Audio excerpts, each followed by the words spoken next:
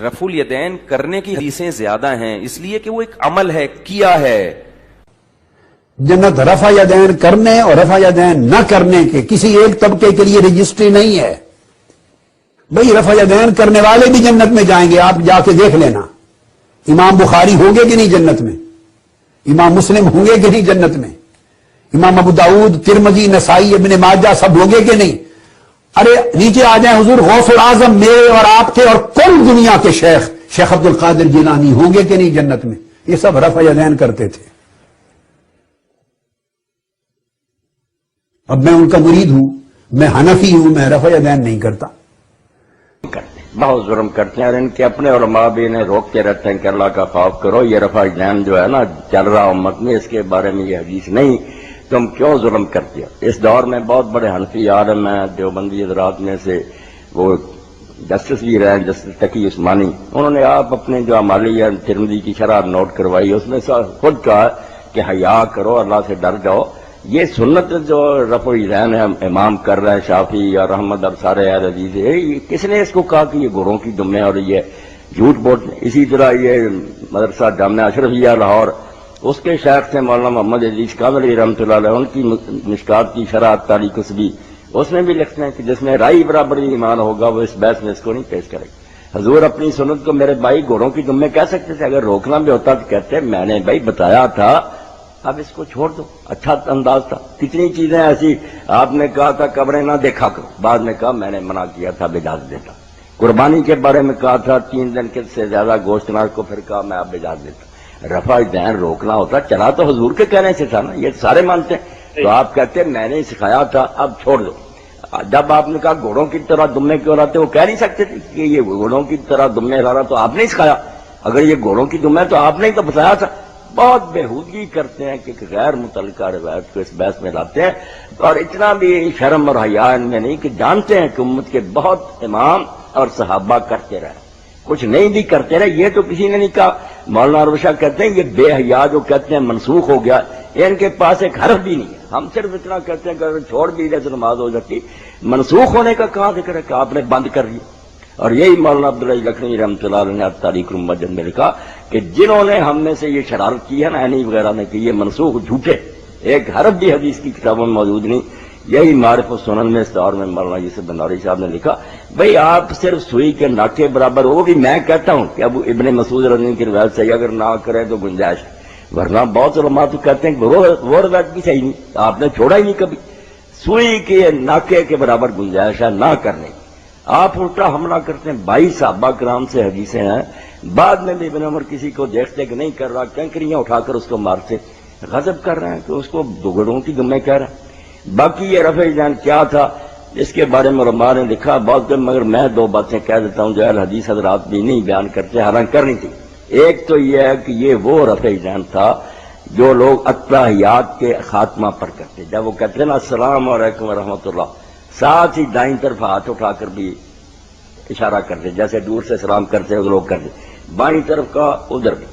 یہ صحیح مسلم میں ساتھ ہی ہے، یہی جابر بن سمرہ، آپ نے فرمایا اس کی کوئی ضرورت نہیں، کیوں اس طرح کرتے ہو، ہاتھ رانوں پر رہنے دو، صرف منہ سے سلام کرو۔ ایک تو یہ غلط رفع الیدین تھا جو لوگوں نے آپ ہی نکالا تھا، حضور نے نکالا، اور دوسرا جو ہے وہ مصنف عبدالرزاق میں ملے گا، جو نماز میں آپ نے دیکھا کہ آپ نکلے دیکھا، وہ کیا تھا، نماز میں ہاتھ اٹھا کر دعائیں کر رہے تھے، آسمان کی میں دے دوں گا حدیثیں، ہاتھ اٹھائے ہوئے تھے۔ آپ نے کہا کس نے کہا نماز میں سکون سے کھڑے کو، درمیان میں ہاتھ لوگوں نے اٹھائے ہوئے ہیں، وہ بھی انہوں نے اپنی مرضی سے شروع کر لیا تھا کہ دعا کر رہے ہیں ہاتھ اٹھا لے، حضور نے نہیں سکھایا۔ یہ 2 چیزیں تھیں، سلام کے وقت اور نماز میں اپنی خوشی سے ہی ہاتھ اٹھا کر دعا کرنا، ان دونوں کو کہا میں فوٹو اسٹیٹ کرا دوں۔ یہ جو سنت رفع الیدین ہے رکوع کے وقت، یہ اس کا مطلب یہ صحیح نہیں ہے نہ، یہ بات غلط ہے، یہ سنت ہے، اس کو نہ غلط کہیں، یہ تو اکثریت ائمہ کی ہے، اولیاء کی، خود شیخ عبد القادر جیلانی رحمۃ اللہ علیہ غنیہ میں لکھتے ہیں کہ سنت ہے، کیا کر رہے ہیں، نہ اولیاء کو مانتے ہیں نہ ائمہ کو، ظلم کر۔ جی چلیے بہت شکریہ بھائی آپ کے کال کرنے۔ تو مولانا صاحب میں نے بھی ان سے بات کی تھی، یہ حدیث صحیح ہے تو ماننے میں تو نہیں آتا، اگر یہ صحیح ہے تو جو بخاری شریف کی اتنی حدیثیں آتے ہیں دفاعی جانے کو، وہ کس کھاتے میں پڑیں گے؟ اور صاف سے صاف بات یہ بھائی کہ آپ اپنی سنت کو اگر روکنا بھی چاہتے تو کیا دیتے بس آج کے بعد نہ کرو، یہ کہنا کہ گھوڑوں کی طرح دمیں ہلاتے ہیں، یہ تو پتا چلا کوئی اور ہی فضول حرکت تھی جو لوگوں نے اپنے طور سے شروع کی تھی. آپ نے ایسا کہا، ورنہ آپ کی سنت جو تھی اس کو آپ گھوڑوں کی دمہ ہلانا سے نہیں کہہ سکتے. یہ انداز ہی بتاتا ہے کہ وہ یہ نہیں تھا رفع یدین جو سنت سے ثابت. بہت شکریہ. نماز ظہر ادا کی.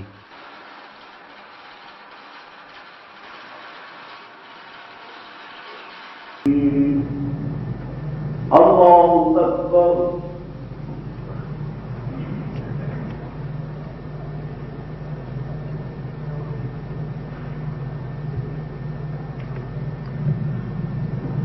سمع اللہ لمن حمدہ. اللہ اکبر.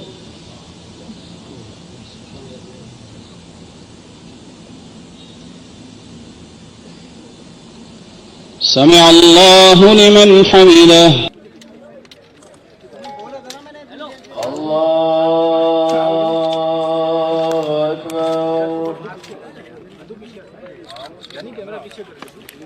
بچوں، میرے محترم اساتذہ و مفتیان، یہ زندگی پڑھانے کی ہے جو ان کے کام آئے گی. انشاءاللہ رفع یدین کرنے والے بھی جنت میں جائیں گے، نہ کرنے والے بھی جائیں گے.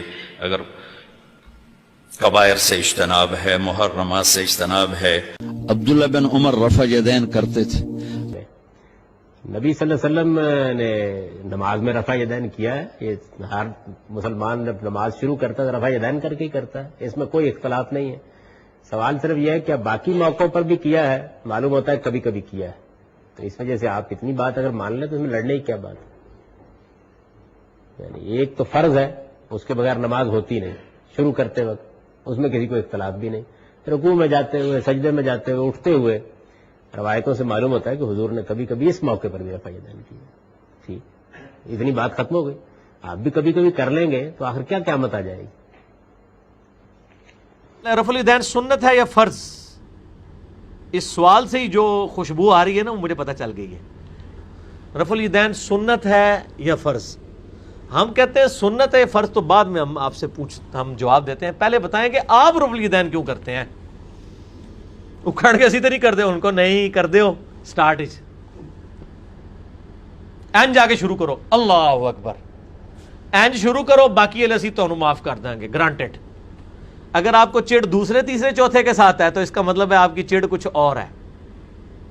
آپ کو تکلیف رفع الیدین سے نہیں ہے، دوسرے تیسرے چوتھے رفع الیدین کے ساتھ ہے. ورنہ آپ کر رہے ہیں، عید کی نماز میں بھی آپ کر رہے ہیں، وطروں میں کر رہے ہیں. وہ کیوں کر رہے ہیں؟ وہ گھوڑوں کی دھومیں نہیں ہیں. مسئلہ 70B رفع الیدین سے متعلق فرقہ وارانہ نظریات کا تحقیقی جائزہ. 8 جھوٹے بہانے ان کے میں نے 2.5 گھنٹے کے اندر 2 گھنٹہ 20 منٹ میں نے سب کی سب چیزیں کور کی ہیں.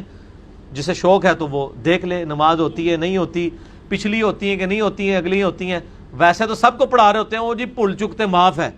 تو ہم سے کیوں پوچھ رہے ہیں کہ جو بغیر رفع الیدین کے پڑھی ہیں وہ معاف ہیں یا نہیں ہیں؟ آپ اپنے آپ کو خود بتائیں نا. ہم سے کیوں پوچھنا چاہتے ہیں تاکہ آپ ہمیں بعد میں یہ کہیں گے جی اگر وہ ہو گئی ہیں تو ہن بھی ہو جان گیا. نہ اسی آلو فٹ کریں گے.